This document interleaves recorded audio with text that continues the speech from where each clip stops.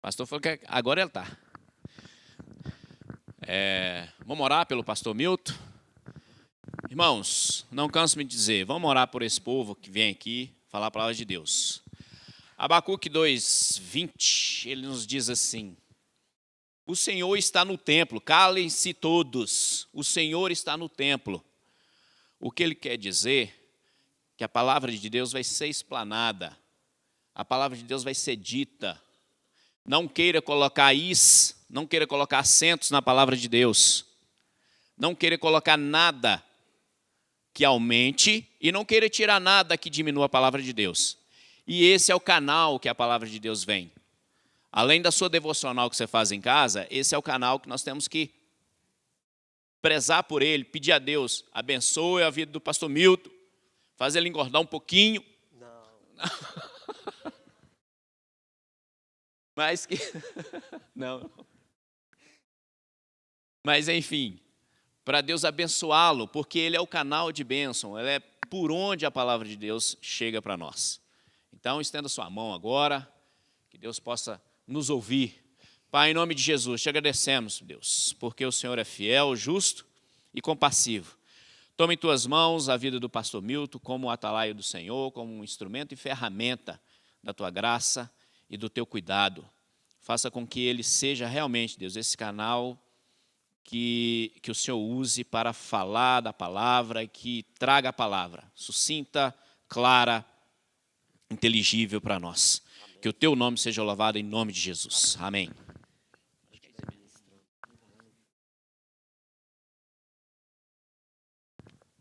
Bom dia, irmãos. A paz do Senhor seja com todos. Amém?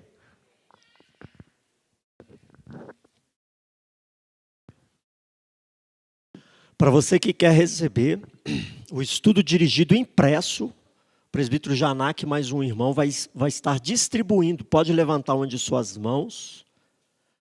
E para aqueles que gostam de usar material de forma digital, já está no WhatsApp da igreja, no quadro de avisos da igreja aí no WhatsApp. Queridos irmãos, vamos dar sequência a esse estudo, Escola Bíblica Dominical. Nós estamos aí nessa série de palestras, Pilares da Fé. Você sabe qual é a importância de um pilar para a construção? Toda casa, todo prédio, todo imóvel, toda estrutura física precisa de um pilar. Às vezes a gente fala assim, fulano é o pilar da família. O que isso quer dizer? É aquele ponto de sustentação da família. Para você ter uma ideia, nós aqui nessa igreja, nessa estrutura física, nós temos pilares com mais de 20 metros de profundidade. E isso não contando daqui com esse piso, não. O piso inferior, mais 20 metros, 30 metros abaixo do nível do piso inferior. Ou seja, essa é a importância de um pilar. É ele que sustenta e suporta todo o peso, toda a pressão. E é sobre isso que construímos qualquer edificação. E a edificação da fé não é diferente. Ela precisa ser construída, a fé precisa ser construída, edificada, desenvolvida sobre pilares sólidos. E o único pilar sólido para a fé genuína, para a verdadeira religião, é o pilar estabelecido nas Sagradas Escrituras. Daí, pilares da fé bíblica. É um negócio bastante lógico, não é mesmo? E fé não é uma coisa inconsciente, ininteligível, uma coisa que você não raciocina. Fé é uma coisa lógica, é algo que se espera com clareza, é uma certeza e uma convicção a partir daquilo que Deus revela. Isso é a fé bíblica, é uma fé que Deus honra. E nós precisamos ter essa consciência do que é a verdadeira fé e no que ela se baseia, no que ela se sustenta, sobre qual pilar a minha fé está sustentada. Por essa falta de entendimento que muitas pessoas que se dizem cristãs ou religiosas se frustram com Deus. Por terem expectativas firmadas em fundamentos ou pilares errados, inexistentes, fraudulosos, e não os pilares da fé bíblica. Daí a frustração de muitos que se dizem religiosos. Então esse é o motivo dessa série de estudos bíblicos na nossa escola bíblica dominical. E antes de darmos sequência ao assunto, veja o que diz na palavra de Deus, Provérbios 25, versículo 11. Eu quero iniciar esse momento com a leitura desse versículo. Provérbios 25, verso 11, que diz assim: como maçãs de ouro em salvas de prata, ou seja, em bandeja de prata, assim é a palavra dita a seu tempo. Como maçãs de ouro em salva de prata, assim é a palavra dita a seu tempo. E quando nós pensamos nas Escrituras, que foi a temática de abertura da liturgia de hoje, não tem nada mais importante, ou seja, nenhuma maçã mais pura e mais valorosa do que a palavra de Deus, como maçãs de ouro em bandeja de prata. Assim é a palavra dita ao seu tempo. E a palavra de Deus precisa ser considerada, precisa ser estimada, precisa ser estudada, precisa ser assimilada, precisa ser aplicada. Daí nós veremos, de fato, aquilo que é dito sobre Jó acontecer nas nossas vidas. O que a palavra de Deus revela sobre a vida de Jó? Homem justo, íntegro e reto. A ponto do próprio Satanás dizer, mas há uma cerca de proteção ao redor dele. Aquele diálogo que deu início a toda a provação que Jó enfrentou. Havia uma cerca, uma armadura cercando a vida de Jó. E isso se dá, irmãos, como consequência da nossa vida justa, íntegra e reta. E quando nós alinhamos a nossa caminhada com as Escrituras, com essas maçãs de ouro, nós vamos corresponder às expectativas do reino, e assim as bênçãos serão simplesmente uma consequência daquilo que semeamos, como era na vida de Jó. Homem justo, íntegro e reto. As bênçãos sobre a vida dele eram a consequência da sua semeadura. Amém, queridos? Dito isso, feche seus olhos, vamos orar mais uma vez.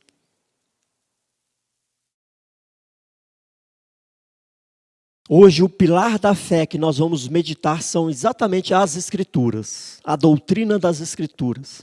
Peça ao Espírito Santo que fale ao seu coração. Se porventura você é uma pessoa que sente dificuldade para meditar nas Escrituras, para ler, para compreender, esse é um bom momento para orar e pedir ao Espírito Santo. Espírito Santo, abra o meu entendimento. Que eu saia daqui mais convencido do que são as Escrituras, do propósito da palavra de Deus na minha vida e como eu preciso me relacionar com elas. Faça essa oração em nome de Jesus.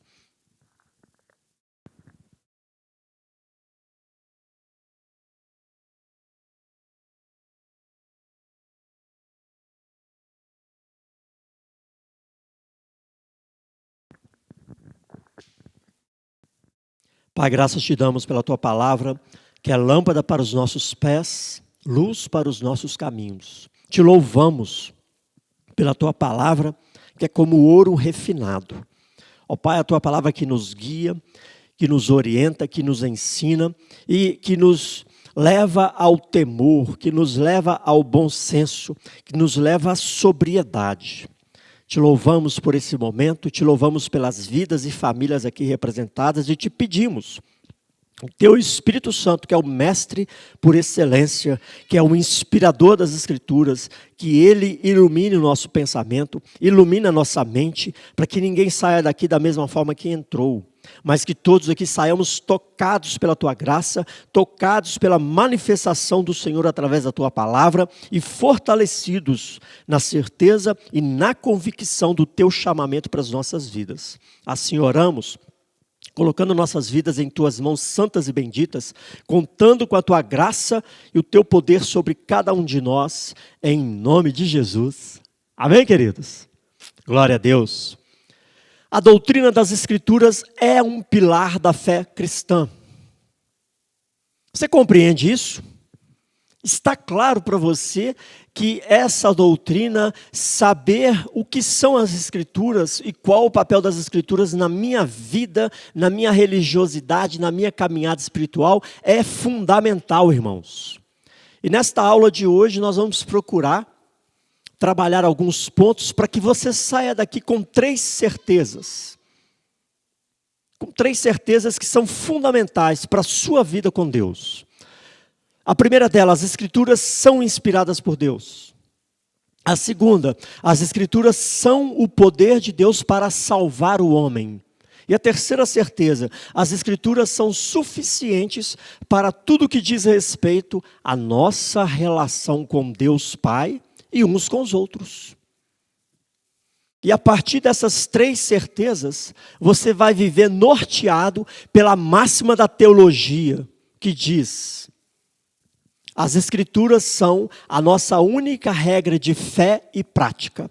Essa é a máxima da teologia que se refere às Escrituras. Referindo às Escrituras, eu preciso guardar essa máxima, a máxima de ouro. É a maçã de ouro em bandeja de prata. As Escrituras são a minha única regra de fé e prática. E isso traz uma implicação profunda no nosso viver diário. Isso não é só um jargão, um slogan, uma frase de efeito. Isso é uma realidade que precisa trazer implicações práticas na minha caminhada, no meu estilo de vida, na minha forma de relacionar com Deus e com o próximo.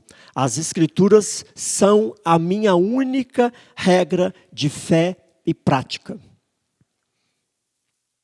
Então guarde essa máxima de ouro no seu coração, na sua mente.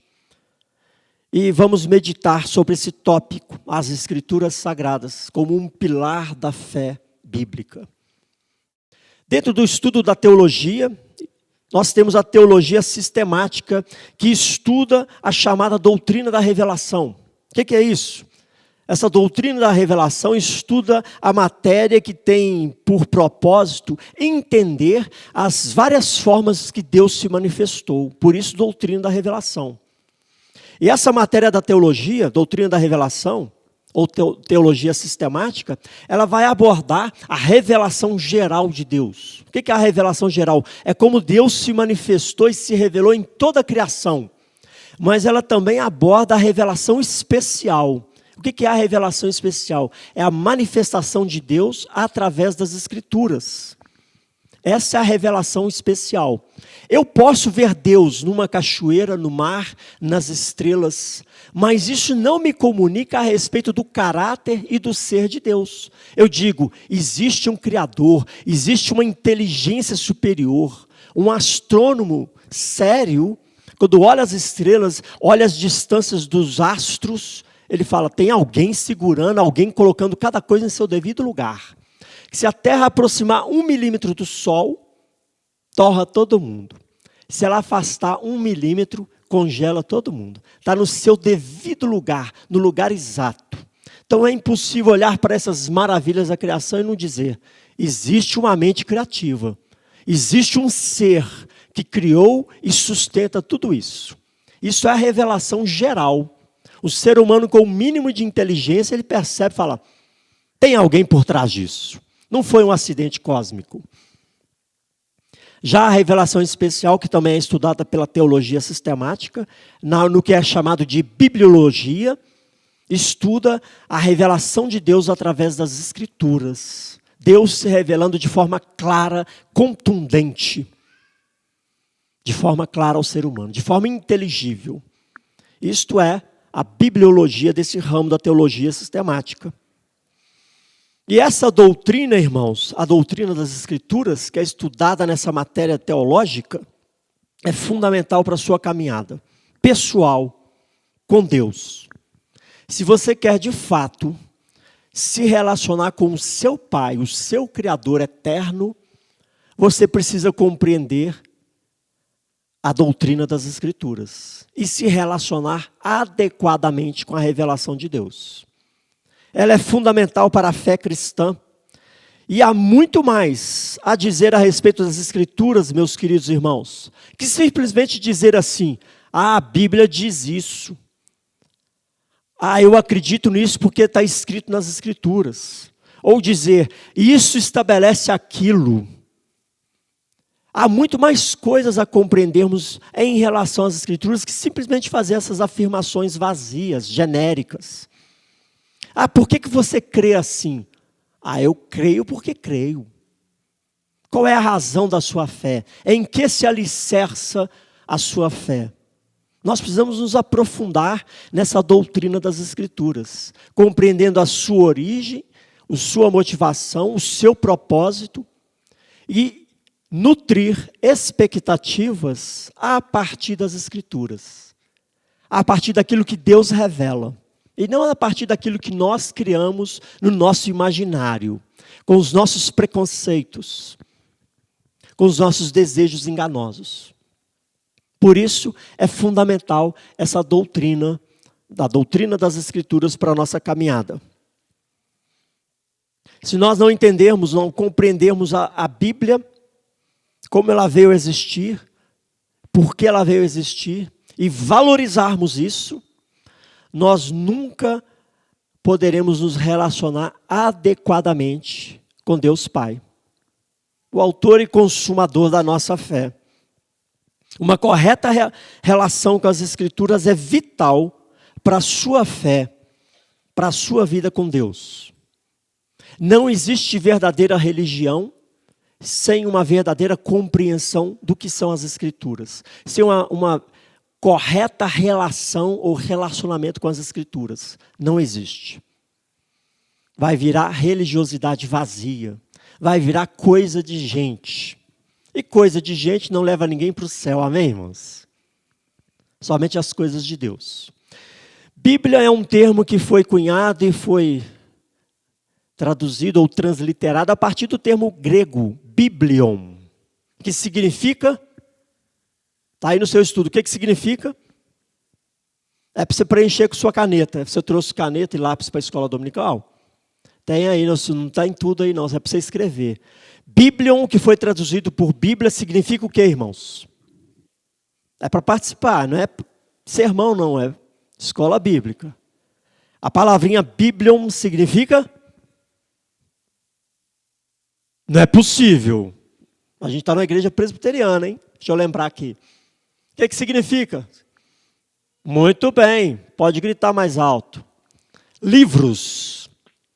Irmãos, a palavra Bíblia, ela traz esse significado em si, livros ou rolos.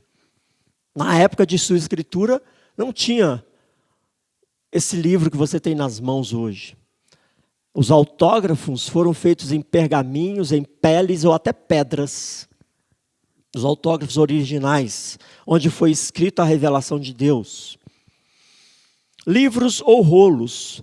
E esse conjunto de livros, Bíblia, é um plural de livros, né? Bíblios. Possui quantos livros? Eu ouvi uns 70 aí? Quem dá mais? Não é leilão. Quantos são? Muito bem, anota aí, 66 livros. Tem gente que às vezes esquece, né? A gente às vezes esquece. Ou seja, a palavra de Deus não é composta por um livro, não é composta por 50 livros. Ela é composta por 66 livros. A Bíblia é um livro único que possui, né, dentro desse bojo, 66 escritos ou livros. Quantos são os livros do Velho Testamento? Muito bem. 39, se você não respondeu prontamente porque você estava com dúvida, escreve aí na sua folha para você não esquecer. 39 livros do Velho Testamento. E quantos do Novo? 27, muito bem. Ou seja, isto aí é a palavra de Deus. E é com esses livros que eu preciso me relacionar adequadamente. O termo palavra de Deus, por exemplo, é um termo usado tanto no Velho Testamento quanto no Novo Testamento para se referir à vontade de Deus. E nós temos aí nas Escrituras registrada essa forma de expressão, palavra de Deus, Escrituras, se referindo à própria Bíblia, aos escritos que foram entregues por Deus através de seus servos. Ora, olha que coisa curiosa, você sabe quanto tempo levou para que todos esses 66 livros fossem redigidos, ou compostos, ou entregues. Um período de ano de 1.500 anos. Foi durante esse período de 1.500 anos que Deus foi progressivamente entregando a sua revelação, a sua vontade para o seu povo. O livro mais antigo é Gênesis, 1.400 anos antes de Cristo. Logo, você tem na sua mão, quem está com sua Bíblia aí, impressa, encadernada, você tem um livro aí de 3.422 anos. Antigo, não é? Essa Bíblia que está aí nas suas mãos, e às vezes fica na gaveta durante a semana toda, tem aí 3.422 anos, aproximadamente. É um livro, um dos livros mais antigos. Ou seja, a revelação da vontade de Deus, ela parou de ser entregue no primeiro século, por volta do ano 90 depois de Cristo. E nós temos assim Apocalipse, foi o último livro entregue da parte de Deus. Então nós temos esse período de composição. Sabe quantos autores Deus se serviu? Quantos servos foram utilizados por Deus para escrever a sua palavra? Você tem noção desse número de autores? Quantos? Ah, muito bem. Você está olhando, eu coloquei na folha aí, né? Ou não? 40 autores, está na folha. Presta atenção, pensa comigo. 1.500 anos, 40 autores de épocas diferentes, não foi tudo ao mesmo tempo. Deus não pegou a palavra dele assim, ó, e jogou um livro pronto. Durante 1.500 anos, 1.400 anos, Deus foi usando em torno de 40 servos, inspirando e entregando a sua palavra. O que isso chama a minha atenção e deve chamar a sua atenção? Você percebeu a coerência? As pessoas procuram derrubar as escrituras de todas as formas, tentando encontrar erros. E por que não encontra? Se você pega 1.400 anos, épocas e culturas diferentes, pessoas de regiões diferentes, esses 40 servos utilizados por Deus não era da mesma cidade, era de regiões totalmente diferentes, de épocas diferentes, de culturas diferentes.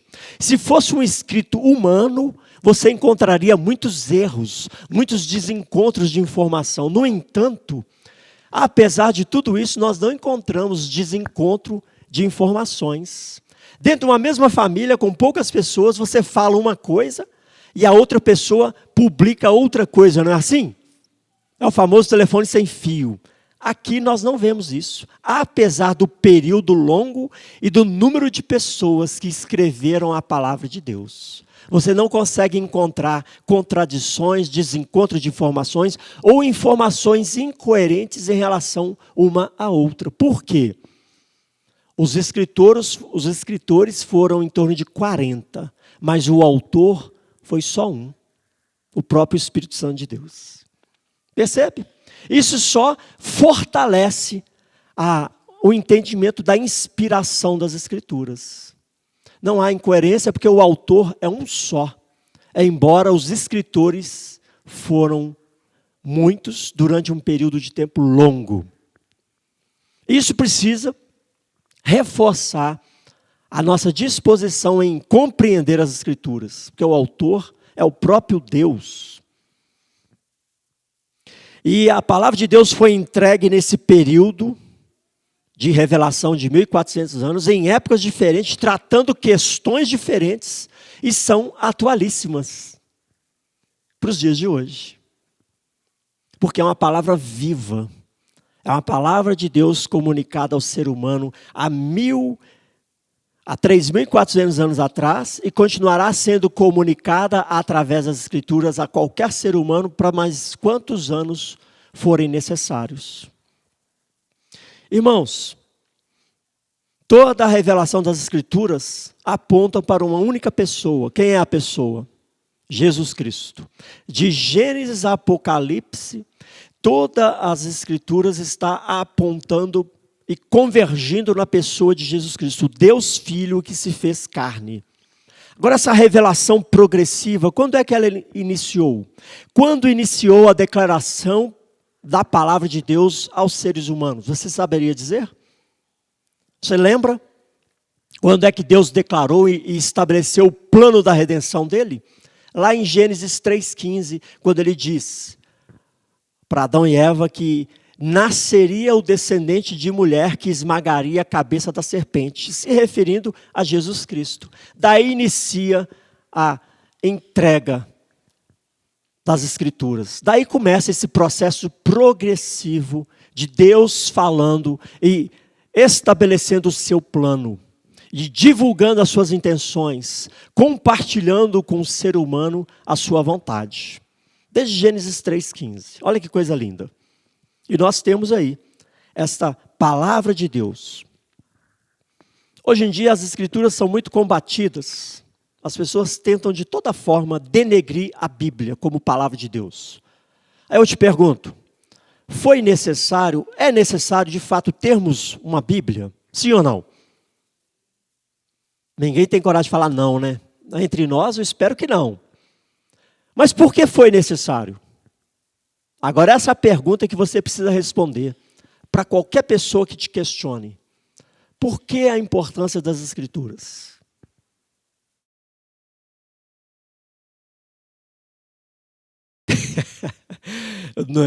Leitura labial não é um forte. Por que foi necessário Deus se revelar ao homem? Como, Patrícia? Muito bem. Direcionar, o que mais? Admoestar, o que mais? Muito bem. Olha só, isso tudo faz parte. Pensa comigo. Eu gosto de dizer isso, às vezes eu solto essa frase em alguns cultos. Irmãos, caia na real. Nós precisamos acordar para um detalhe simples. Por que é necessário as Escrituras? Tudo que você acha que sabe sobre fé, sobre religiosidade, sobre Deus, sobre destino eterno, tudo que eu acho que eu sei, eu não aprendi com a cultura, eu não aprendi nos livros escolares e nem com meus pais. Tudo que eu acho que sei partiu do quê? Da revelação de Deus. Partiu da autorrevelação de Deus. Se Deus não se revelasse a nós, através das Escrituras, tudo que a gente pensa em matéria de fé seria engano, mentira, criação humana. Por isso a necessidade das Escrituras, por isso a necessidade da revelação. Se Deus não se revelasse a nós, seria tudo engano, mentira, religiosidade vazia. Percebe a importância das Escrituras para você e para os seus descendentes? Porque se Deus não se revelar a nós, quem poderia encontrá-lo? Quem poderia deduzir a respeito de Deus? Ninguém. Porque o homem corrompido pelos pecados não tem uma mente capaz de imaginar Deus, capaz de sondar Deus, capaz de sequer entender a si mesmo, por causa da corrupção do pecado. Quanto mais entender algo a respeito da divindade, da eternidade. Dito isso, eu preciso compreender que, se é necessária essa revelação para que conheçamos a Deus, quem é a melhor pessoa para falar a respeito de Deus? Quem é a melhor pessoa para falar a respeito do seu marido? É o próprio marido. Tem gente que fala assim, a melhor pessoa para falar do fulano é a esposa. Não é. Quem é a melhor pessoa para falar de si mesma é a própria pessoa. Porque nossas perspectivas são sempre distorcidas por conceitos e preconceitos, pré-julgamentos. A melhor pessoa para falar de si mesma é a própria pessoa, e Deus se revela a nós. Daí a inspiração das Escrituras.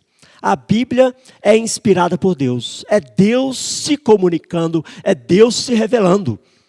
Não foi alguém que descobriu e escreveu, tive aqui uma visão, caiu aqui a maçã e eu descobri a teoria da inspiração da divindade. Não, é Deus se revelando, Deus se manifestando. E essa verdade precisa ser muito enfatizada e compreendida. Que até mesmo entre o povo de Deus tem surgido pessoas que levantam dúvidas quanto à necessidade das Escrituras, quanto à suficiência das Escrituras, quanto à inerrância das Escrituras, atribuindo a ela características humanas e não divinas. Inspiração significa que Deus soprou. Deus deu a cola, né? Para os servos que ele utilizou. Queridos, contra todas as alegações que possam surgir em relação às Escrituras, nós cremos na inspiração das Escrituras da parte divina, da parte de Deus. As pessoas podem dizer e rejeitar essa inspiração baseado, por exemplo, em Gênesis 1:3, que não compreendem as obras da criação e como Deus criou todas as coisas, e falar assim, esse negócio está muito estranho. E por isso rejeitar as inspirações das Escrituras, ou outros textos difíceis de compreender. Mas todas essas alegações precisam ser confrontadas com a própria Escritura. E nós precisamos entender que a inspiração das Escrituras, ela foi dada de uma forma plenária. É chamado de plenário, mas significa plenamente. A inspiração das Escrituras é plenária, irmãos. Ela é plena. Ou seja, o que isso quer dizer? Todos os livros de Gênesis, Apocalipse é inspirado por Deus. Não tem um menor ou um maior, um melhor ou um pior. Todos os livros foram inspirados por Deus. E nenhum outro, os 66 livros, nenhum outro, são inspirados por Deus. Não há nenhum deles que tenha uma autoridade menor. Sofonias tem uma autoridade menor que Isaías. Que Isaías está dentro da esfera do grande profeta. E Sofonias é um livrinho de um capítulo, 2, 3. Não é? Não tem maior ou menor. Todos eles são palavra de Deus, foram inspirados por Deus, independente do volume do escrito. Segundo argumento, a Escritura é inspirada por Deus nos diferentes tipos de literatura. Já reparou que a Bíblia possui vários tipos de literatura? História, poesia, cartas, profecias. Tudo isso foi entregue da parte de Deus por inspiração. Terceiro argumento. Inspiração plena ou plenária das Escrituras significa que a palavra de Deus foi inspirada aos homens em todas as questões, ciência, biologia, história, geografia. E nós temos muitos exemplos disso. Por exemplo, a Escritura já ensinava que a Terra era redonda, muito antes do homem descobrir isso, que a Terra era redonda. Lá em Isaías 40, 22. Muito antes do cientista, do estudioso humano descobrir o ciclo hidrológico, o ciclo das águas, a Bíblia já revelava, já ensinava isso em Salmo 104, versos 5 a 13. Ou seja, a Bíblia tem referências históricas, geográficas, científicas, que foram inspiradas por Deus, e não só teologia. Porque tem pessoas que falam assim, não, a Bíblia em matéria de teologia e fé, tá beleza, mas o resto não. O resto é coisa de homem. Tem falha. Não, toda a Bíblia é inspirada por Deus. Cada palavra, cada letra, cada vírgula. E isso faz muita diferença. 4 argumentos para a inspiração plena das Escrituras. Todas as questões que pertencem às nossas vidas estão ali por um motivo. Não existem mandamentos ou requerimentos das Escrituras que sejam antiquados culturalmente falando. Que sejam ultrapassados. Hoje em dia está na moda de falar, a Bíblia está ultrapassada. Não. Tudo isso aí está ali por um motivo e se aplica às nossas vidas de alguma forma.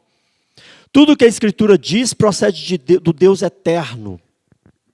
E não pode ser descartado como não tendo aplicação para a vida do ser humano. Queridos, a Bíblia também, ela traz uma característica de inspiração orgânica. Dentro dessa inspiração plenária, nós temos a característica da inspiração orgânica. O que quer dizer isso? Você conhece máquina de escrever? Alguém aqui ainda tem isso, máquina de escrever? Janak tem, mais alguém? Muita gente nem sabe o que é isso, né? A pena mágica do Harry Potter, você conhece? Inspiração orgânica é o contrário disso, irmãos. Deus usou seres humanos para escrever as Escrituras, não de forma mecânica, como se fosse uma máquina de escrever, aquela pena lá que a pessoa faz o ditado e a pena escreve tudo que a pessoa diz. Não foi assim. A inspiração orgânica, Deus usou servos inspirados pelo Espírito Santo e utilizados por meio de dons e talentos dotados pelo próprio Espírito Santo. 2 Pedro 1,21 diz assim: porque nunca jamais qualquer profecia foi dada por vontade humana. Entretanto, homens falaram da parte de Deus, movidos pelo Espírito de Deus. Deus se utilizou de homens, orgânica, homens com suas capacitações, dons e talentos, estilo próprio, para redigir a sua palavra. Movidos pelo Espírito Santo, para que essas pessoas, também pecadoras como eu e você, não colocassem nada que fosse da vontade deles, mas unicamente a vontade de Deus. Ainda que dentro do seu estilo próprio, na sua época e na sua cultura.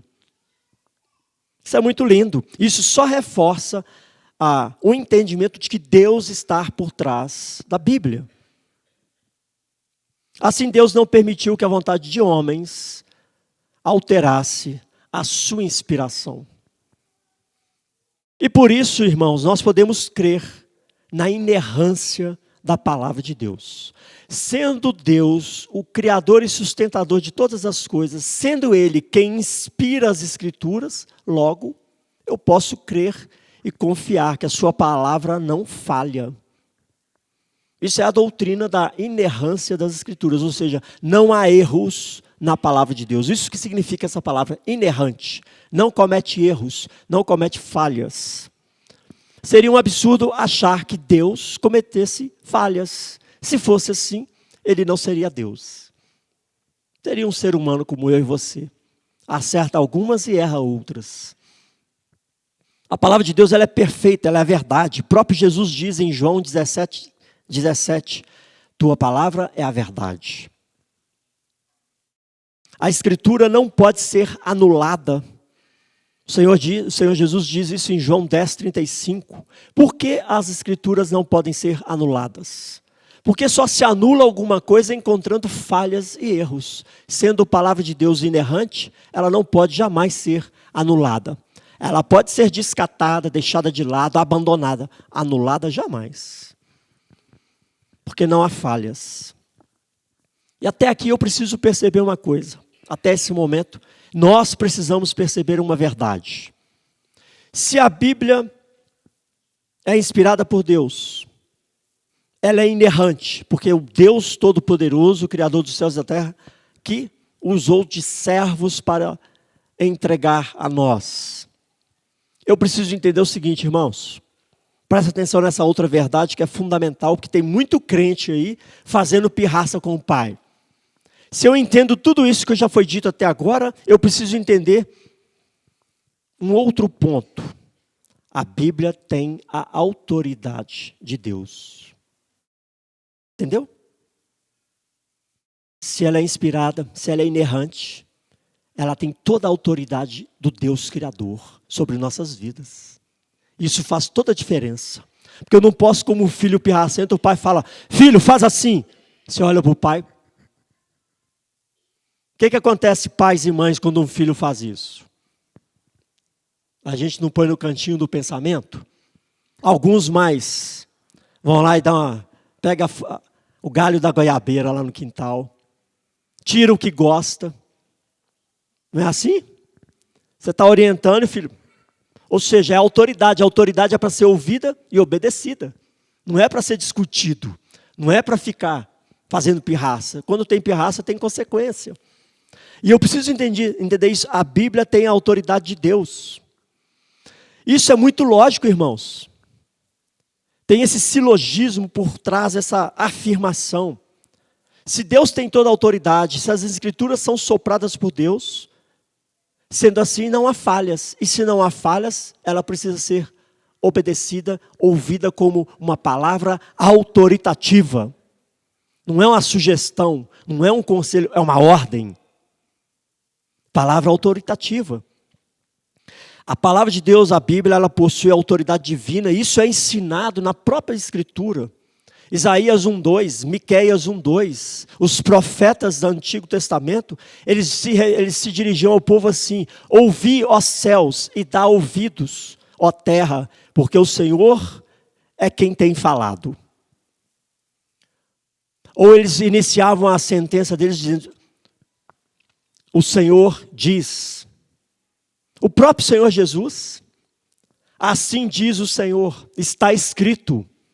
Nós temos essas afirmações autoritativas na própria narrativa das Escrituras, afirmando e demonstrando a autoridade divina das Escrituras sobre a criação. Assim diz o Senhor, em verdade vos digo. Você já tropeçou nessas afirmações? Várias vezes. Está escrito. Jesus, sendo Deus Filho, não falou nada que não estivesse alicerçado no Antigo Testamento. Pilar da fé. Nem ele trouxe novidade escabrosa. Agora tem um monte de gente, comedor de feijão e arroz, falível, trazendo novidade. Isso é, por si só, um sinal de muita arrogância, muita petulância. Nem Jesus, sendo Deus encarnado, trouxe nada estranho ao Antigo Testamento. Ele esclareceu, elucidou, aprofundou. Está escrito, está escrito, está escrito. E assim nós devemos também agir. Está escrito, está escrito, está escrito. Amém, queridos? A Bíblia possui autoridade divina. E eu e você precisamos estar em sintonia com essa autoridade. Porque ela revela a finalidade de Deus. O Senhor Jesus usava as Escrituras como autoritativas e ele dizia continuamente. E assim como os apóstolos, o plano eterno de Deus, revelando a sua vontade, revelando o que estava por vir a acontecer, revelando as expectativas e vontade do Pai. E o veredito das Escrituras, irmãos, é final e não pode ser questionado. A Bíblia não é outra coisa senão a voz daquele que está assentado no trono. Eu preciso entender isso. Por isso, há necessidade urgente de nos alicerçarmos nesse pilar da fé, solidificarmos a nossa religião neste pilar da fé, solidificarmos o nosso estilo de vida neste pilar da fé, as Escrituras. Perceba comigo, 1.500 anos, 40 autores, nós já temos aí na sua mão, você tem um livro de 3.422 anos. Por que ainda não queimamos esse livro? Por que ainda esse livro não foi tirado do mundo? Sabe por quê? Porque o autor desse livro tem compromisso com ele. A Bíblia tem sido especialmente preservada pelo seu autor. O Deus Criador de todas as coisas é quem preserva de forma especial o seu livro, que registra a salvação que pode ser encontrada através do seu Filho, Deus Filho, Jesus Cristo. Essa mesma providência divina que preserva as Escrituras, que preservou o Antigo Testamento, que preserva o Novo Testamento, vai continuar preservando até a volta de Cristo. Amém, queridos? Por isso o próprio Senhor Jesus diz, lá em Mateus 24:35, Marcos 13:31, Lucas 21:33, o céu e a terra passarão, mas as minhas palavras não hão de passar. Deus é quem preserva as Escrituras. É o autor que preserva o seu próprio livro. Se fosse uma coisa de autoria humana, já teria caído no esquecimento há muito tempo. Há muito tempo. A Bíblia tem muitas outras características lindas e excelentes. Presta atenção, vou citar algumas delas. A Bíblia que está aí no seu colo, eu espero que não fique na gaveta durante a semana, ela é eterna. Por tudo isso que nós dizemos, já afirmamos aqui, ela é eterna, é a palavra de um Deus eterno e vai continuar para sempre. Porque os valores e princípios que Deus revela em sua palavra permanecerão para sempre. As Escrituras foram escritas em períodos históricos definidos e distintos, mas tiveram a sua origem num Deus eterno. Por isso ela é eterna. A palavra de Deus é outra característica excelente, ela é perspícua. Repete aí para o irmão do seu lado, perspícua. Difícil? Agora fala isso rápido. Palavrinha difícil, o que quer dizer isso? Eu trouxe uma palavra difícil, eu falei, vou dar uma de teólogo, eu vou complicar. Perspícua. Irmãos, esse negócio de falar que cada um entende como quer, é a maior burrice que tem. A Bíblia é clara, ela é perspícua, ela é clara. Deus se comunica com clareza. Nós é que temos deficiência para interpretar texto. Existem textos complicados, mas ainda assim eles são passíveis de compreensão, porque a Bíblia é uma revelação clara do próprio Deus que é sábio. Por isso ela é perspícua, é transparente, ela é compreensível, ela é inteligível. O nosso problema é que a gente não se dedica para estudar. As Escrituras são claras e nós somos capazes de compreendê-las. Elas são como luz que ilumina as trevas. Elas podem ser entendidas até por crianças. 2 Timóteo 3,15. Isso não significa que não existem partes difíceis. Existem. Que demandam mais esforço, mais compreensão e até mesmo submissão por fé. Visto que Deus nos dá a sua palavra, a qual nós podemos entender, é por isso que Ele nos ordena a estudar a sua palavra. Se Deus te ordenasse a meditar de dia e de noite nas Escrituras, Salmo 1:1, seria um absurdo se essas Escrituras não fossem compreensivas. Seria uma ordem absurda. É tipo assim, você falar para um filho de 5 anos, para ele responder uma prova de faculdade. É uma cobrança absurda de quem tem autoridade. Mas não, pelo fato das Escrituras serem claras, é por isso que nós somos ordenados a meditar nelas de dia e de noite. Porque é passível de ser compreendida, de ser aplicada, de ser vivida. Por isso a ordem. Outra característica, a Bíblia é pura. Como o Deus dos céus a deu, as Escrituras são puras. O próprio Davi diz, as palavras do Senhor são puras como prata refinada em fornalha de barro, purificada 7 vezes. É uma palavra pura, entregue por um Deus que é puro, isento de erros, falhas ou sombra de dúvidas. Mas a palavra de Deus também é purificadora. As Escrituras, como palavra pura, têm um efeito purificador nos cristãos. Nos cristãos. Não é para qualquer um. Elas são o meio pelo qual Deus vai te purificar, vai purificar a igreja. Dessa forma que Jesus afirma, em lá João 17:17, santifica-os na tua verdade, a tua palavra é a verdade. Você quer ser santificado?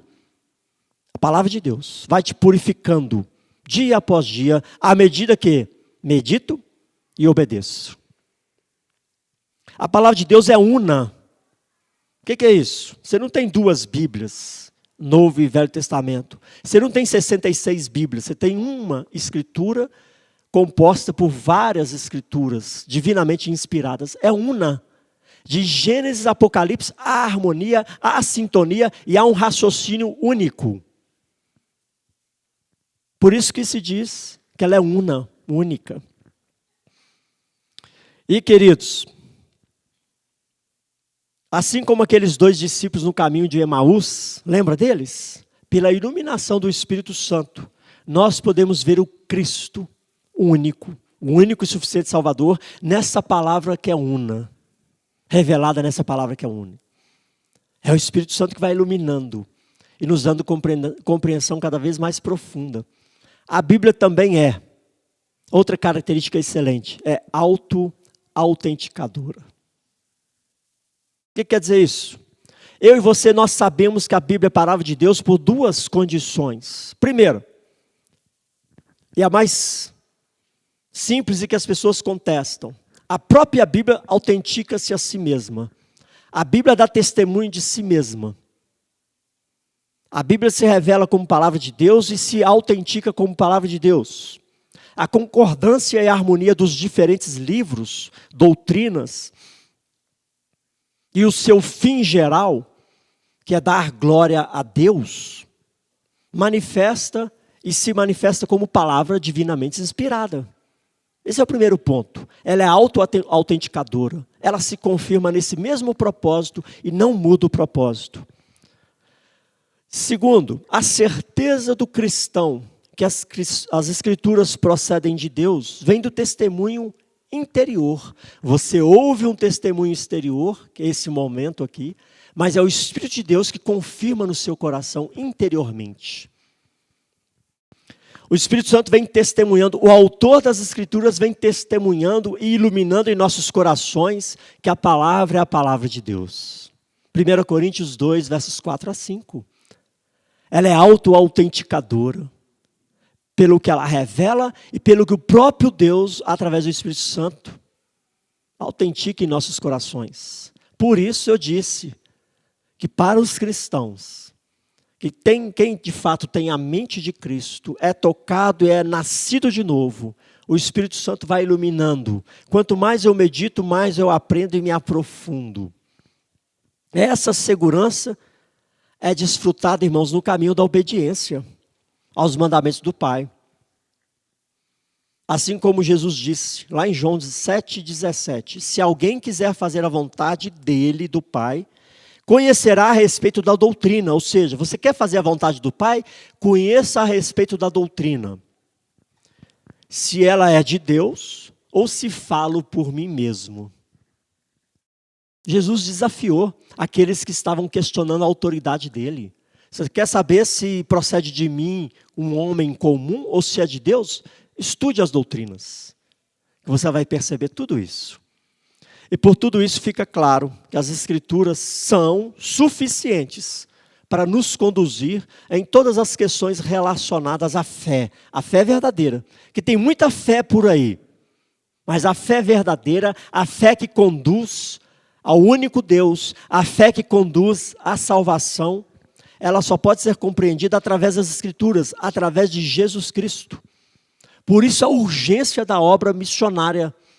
Por isso a urgência de darmos testemunho a respeito dessa palavra. Ou seja, a suficiência das Escrituras para tudo o que diz respeito à fé. Por isso ela é a nossa única regra de fé e prática. Única regra. Isso é suficiência das Escrituras, que é outra doutrina que está sendo combatida nos dias de hoje. A doutrina da suficiência das Escrituras é um princípio fundamental. Por quê? Por que esse princípio é fundamental? Sabe dizer? Pensa comigo. Se amanhã ou depois o pastor Milton der a louca no pastor Milton, eu espero que nunca aconteça, que Deus tenha misericórdia da minha vida, amanhã ou depois eu venho aqui começar a pregar coisas que estão fora da Bíblia. Por favor, me dê uma sapatada, joga o sapato. De preferência os 2 pés. Irmãos, porque a suficiência tem que ser compreendida, porque nós não podemos pregar nada além das Escrituras ou aquém das Escrituras. Nós não podemos circular em nada que esteja fora das Escrituras. Por isso essa doutrina é suficiente. Tudo o que você precisa para andar em novidade de vida está registrado nas Escrituras. Você não precisa de nada além disso. Nada fora disso. A Bíblia fornece uma apresentação clara da intenção de Deus em restaurar o relacionamento do homem com Ele. Quem quebrou o relacionamento foi o homem, não foi Deus. A Bíblia traz essa revelação. A Bíblia nos ensina sobre eleição, sobre fé, sobre salvação, sobre a obra de Jesus Cristo e sobre a vida eterna. Sua ressurreição e a volta do Senhor. Nenhum outro livro é necessário para que estas verdades, a boa nova, seja entendida. Assim como nenhum outro livro é necessário para nos equipar a viver uma vida de fé verdadeira. Uma vida agradável ao Pai. Compreende isso? Daí a suficiência das Escrituras. Olha o que o apóstolo Paulo diz em 2 Timóteo 3, 15 a 17, que é o clássico da escola bíblica dominical. 2 Timóteo 3, versos 15 a 17. Retratando justamente todo esse aparato que foi dito sobre as Escrituras. sua suficiência, sua inspiração, sua inerrância e sua necessidade para as nossas vidas. Diz assim: desde a infância, sabes as sagradas letras, que podem tornar-te sábio para a salvação pela fé em Cristo Jesus. Toda a Escritura é inspirada por Deus e útil para o ensino, para a repreensão, para a correção, para a educação na justiça, a fim de que o homem de Deus seja perfeito e perfeitamente habilitado para toda boa obra. Percebeu a utilidade e o propósito das Escrituras? Suficiente para tudo isso aí. Nenhum livro meramente escrito por homens é suficiente para nos equipar para toda boa obra. Porque qualquer obra fora de Jesus Cristo é descartada por Deus. Porque é banhada e manchada pelo pecado. Somente a palavra de Deus pode nos fazer isso. Pois o autor das Escrituras, irmãos, é o próprio Deus. Nós temos uma advertência muito séria em Colossenses 2, verso 8. Olha só o que diz Colossenses 2, verso 8, nos alertando. Quando nós desprezamos a suficiência das Escrituras, a igreja, o povo de Deus, corre um sério risco. Diz assim: cuidado, que ninguém vos venha enredar com sua filosofia e vãs sutilezas, conforme a tradição dos homens, conforme os rudimentos do mundo, e não segundo Cristo. Isso é um alerta para os dias de hoje, irmãos. Não é só 2000 anos atrás, é para agora. Cuidado que filosofias, ensinos, tradições de homens, coisas, sonhos, misticismos e teorias humanas venham te enlaçar, te enganar, te embaraçar a sua mente e a sua visão. Cuidado. Hoje nós precisamos ter um cuidado redobrado. No seu celular, aí você recebe muita heresia, e às vezes você publica as heresias, você passa para frente. Tradições de homens, sutilezas, vã filosofia, não é? E eu preciso estar atento a isso. E já estava sendo alertado. Olha o que diz mais, Judas 1:3. Sobre esse mesmo tópico, suficiência das Escrituras. Amados, quando empregava toda a diligência em escrever-vos acerca da nossa comum salvação, foi que me senti obrigado a corresponder-me convosco, exortando-vos a batalhardes diligentemente pela fé, que uma vez por todas foi entregue aos santos. Perceba, uma vez por todas foi entregue aos santos. A Bíblia é suficiente. A revelação já foi entregue, completa, uma vez por todas. Uma vez para sempre em algumas traduções. Isso deixa claro que não há outros escritos. Independente de quão piedoso seja um pastor, independente de quão piedoso e inteligente seja um teólogo, ou uma denominação de onde venham instruções que devam ser vistas como iguais ou complementares às Escrituras, elas devem ser rejeitadas. E nós não temos esse filtro. Nós comemos qualquer comida podre, estragada, porque não temos um estômago cerebral. Nós não filtramos, nós não percebemos o engano, as sutilezas, as vãs filosofias, e isso vai moldando a nossa fé. Daí vem a frustração, porque eu estou alicerçando a minha confiança em coisas enganosas, falsas, mentirosas. E aí eu jogo a culpa em Deus. Não funciona. Vou sair da igreja. Desde que eu entrei para a igreja, só piorou a minha vida. Olha a mentalidade distorcida. Desde que eu estou na igreja, tudo se complicou. Ainda não entendeu onde eu estou e por que eu estou aqui. E a Bíblia revela tudo isso. E diante disso, irmãos, nós temos ainda uma exortação ainda mais severa. Você tem coragem de cumprir o que Gálatas 1:8 faz? Com sabedoria? Mas ainda que nós, ou mesmo um anjo vindo do céu, vos pregue evangelho que vá além do que vos temos pregado, seja anátema. Essa é a seriedade que nós devemos levar à suficiência das Escrituras. Somente a palavra de Deus é poder de Deus para salvar, para transformar, para guiar. A Bíblia contém tudo o que nós necessitamos para compreender a respeito do caráter de Deus, a natureza do homem, as doutrinas do pecado, o céu, o inferno, a salvação. A Bíblia é suficiente e continua sob ataque daqueles que rejeitam a Deus. E eu preciso discernir essas coisas.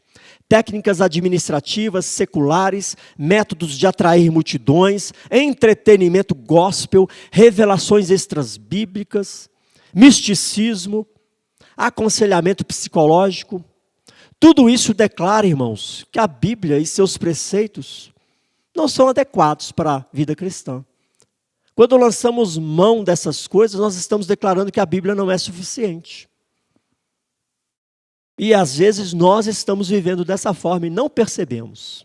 Estamos dando ouvidos a fábulas, sonhos, misticismos, amuletos gospel e outras coisas mais, e não as Escrituras. E por isso o barco afunda. Jesus diz com todas as letras: as minhas ovelhas ouvem a minha voz e eu as conheço, e elas me seguem. João 10, 27. Ou seja, a voz de Jesus Cristo é tudo que você precisa ouvir. Tudo que nós precisamos ouvir. E as Escrituras são a voz de Jesus Cristo, do Espírito Santo, de Deus Pai. As Escrituras são a voz de Deus para nos guiar. E são absolutamente suficientes nessa caminhada para a glória dele mesmo. Amém, irmãos? Diante de tudo isso, quero propor algumas lições. Se eu entendo e aceito que as Escrituras são inspiradas por Deus, as Escrituras são o poder de Deus para salvar o homem. Se eu entendo que as Escrituras são suficientes para tudo que diz respeito à nossa relação com Deus Pai e com o próximo. E por tudo isso que foi dito, por esse entendimento, elas se tornam, aí já não é a máxima da teologia, é a minha máxima pessoal. Elas se tornam a minha única regra de fé e prática. Captou? Se essa é uma verdade na sua vida, as Escrituras precisam se tornar a sua única regra de fé e prática. O que quer dizer isso, irmãos? Eu creio pelo que a Bíblia revela, e o meu estilo de vida está em sintonia com o que a Bíblia ensina. Isso significa dizer única regra de fé e prática. Eu preciso estar em sintonia com as Escrituras. Essa é a máxima que deve se tornar a nossa máxima de vida. As Escrituras são a minha única regra de fé e prática.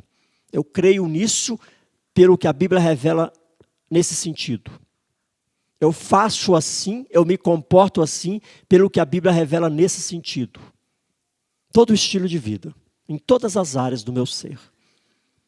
E qual deve ser a minha tomada de atitude a partir desse momento, a partir desse entendimento? Presta atenção na aplicação prática. Eu preciso urgentemente, irmãos, confrontar o meu estilo de vida a partir dos valores e princípios revelados nas Escrituras. Porque, caso contrário, eu estarei sabotando o meu relacionamento com o Pai. Simples assim. Se eu não rever o meu estilo de vida, não confrontar o meu estilo de vida a partir dos valores do reino, eu estarei sabotando o meu relacionamento com Deus Todo-Poderoso, com o Pai. E como é que eu faço esse autoexame? Lendo diariamente e de forma sistemática, devocional, obediente à palavra de Deus. Não basta ler de qualquer forma, caixinha de surpresa, hoje eu vou ler aqui, abre e lê. Não, ler sistematicamente é dar uma continuidade. Eu escolho um livro e vou lendo esse livro, todo dia uma porção. E assim vou lendo, sistematicamente. De forma devocional, irmãos, não é um gibi, não é um jornal, é a palavra de Deus, inspirada por Deus. Então, de forma devocional, adorando a palavra de Deus, me submetendo à palavra de Deus, reverenciando a palavra de Deus. Então, não é de qualquer forma. Não é no metrô lá, naquela confusão toda, não é no carro. Quando o sinal fecha, você pega, vou ler a Bíblia. Sistemática e devocional é um momento exclusivo, de qualidade. Entra para o teu quarto e fecha a porta. E ali você vai conversar com o Pai, vai ouvir o Pai. Nós ouvimos o Pai através das Escrituras. Devocional, sistemática e terceira característica dessa leitura diária, obediente. Meu querido e minha querida, ler e não obedecer é pau na jaca. Esse é um termo teológico, cunhado pelo pastor Milton, pau na jaca. Irmãos, ler, entender, precisa obedecer. Senão é o pai falando e o filho falando, não vou não. Aí faz igual Jonas, não vai não? Toma aqui a tempestade, toma o grande peixe, fica aí 3 dias. E agora você vai? Vou. Compreendeu? Obediente, eu preciso ler com a intenção de alinhar. Se eu vejo ali coisas que o meu estilo de vida está fora, eu preciso ajustar o quanto antes. Senão, é isso aí mesmo. O pai disciplina os filhos que ama. Captou? Segunda atitude para esse autoexame, reconhecendo as fortalezas e sofismas que se levantam em mim contra a palavra de Deus. 2 Coríntios 10, versos 3 a 5. Eu preciso reconhecer fortalezas e sofismas. Ou seja, às vezes você tem um estilo de vida alicerçado em fortalezas, aquilo que você acha que é verdade e não é verdade. É o famoso teimoso, né? Fulano não muda. A palavra de Deus ensina o contrário. Você tem que destruir essa fortaleza, irmão. Tem que mudar isso. Sofisma é um pouquinho mais sutil. É pior que a teimosia, né? É a teimosia misturada com a verdade. Sofisma é uma meia-verdade, que é uma mentira. É uma mentira misturada com a verdade. E muitas vezes nós somos guiados por isso. Fortalezas e sofismas. E quando eu passo pela palavra que me ensina o contrário, eu preciso destruir isso aí. Preciso alinhar a minha vida à palavra de Deus. Terceiro, orando e pedindo ao Senhor iluminação e transformação da mente. Renovai-vos pela transformação da vossa mente. Como é que eu faço isso? Através da palavra. Eu preciso orar, Senhor, tem misericórdia, ilumina, quebranta o meu coração, me transforma, muda a minha forma de enxergar a vida, a partir desse princípio do seu reino. E eu preciso ter essa devoção, eu compreender e falar, Senhor, o Senhor tem todo o poder, me muda, me molda. Eu quero ser mais parecido com Jesus. Vida de oração. E quarto, aplicando no meu dia a dia. A aplicação é o ponto. A palavra de Deus diz, não faça isso, eu continuo insistindo em fazer. Preciso aplicar. Compreendi o princípio? Aplico. Compreendi o valor do reino? Aplico. Eu não me guio por vistas, não me guio por circunstâncias, não me guio pela cultura que me cerca. Eu me guio pelos valores e princípios do reino de Jesus Cristo. Amém, irmãos? Afinal de contas, eu sou o cidadão da Jerusalém Celestial que passa um tempo aqui nessa pátria brasileira.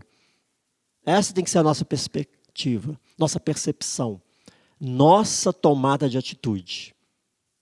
E aí nós vamos perceber que tem muita coisa que precisa ser ajustada.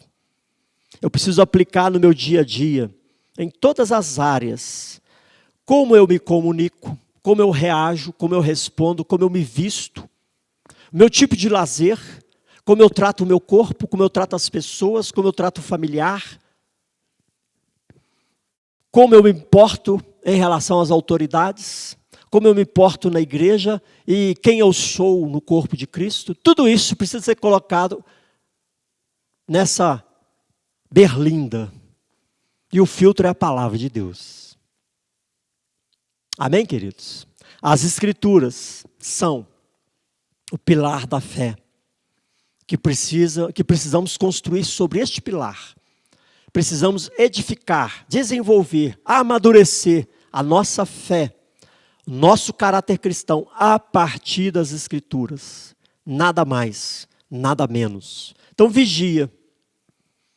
Vigie o seu estilo de vida e se pergunte, eu faço isso por quê? Qual é o valor? Qual é o princípio do reino de Cristo que está me norteando, me guiando para essa prática. Lembra? Única regra de fé e prática. Eu creio dessa forma por quê? Eu vivo dessa forma por quê? Essa é a implicação prática dessa doutrina ensinada e revelada por Deus e que será preservada por Ele, até que um dia estejamos todos na Jerusalém Celestial. Amém, queridos? Feche seus olhos. Ore ao Senhor. Esta aula que foi dada aqui hoje, esse pilar da fé, é um pilar que poderia ser dado em 13 aulas. É muita informação que a gente recebe, mas peça ao Espírito Santo. Senhor, ilumina, aplica. Que eu não esqueça nenhum desses valores e princípios em relação à sua palavra. Dai-me um coração sedento por investigar a sua palavra, por meditar na sua palavra. Eu quero ser como o salmista, lá do Salmo 1, verso 1 a 3, que medita na sua palavra de dia e de noite. Eu quero ser essa pessoa. Ajuda-me nisso. Faça essa oração em nome de Jesus.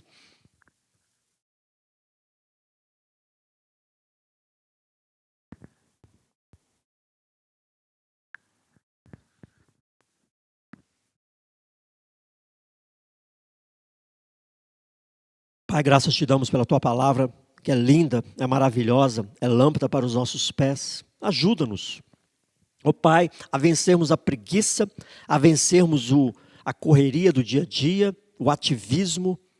Ajuda-nos a vencer essa inércia espiritual interior que muitas vezes nos impede de entrarmos para o nosso quarto, de fecharmos a porta e meditarmos detidamente na sua palavra, de buscarmos ao Senhor através da tua palavra e oração. Ajuda-nos nesse propósito, que é a sua vontade para a vida dos teus filhos.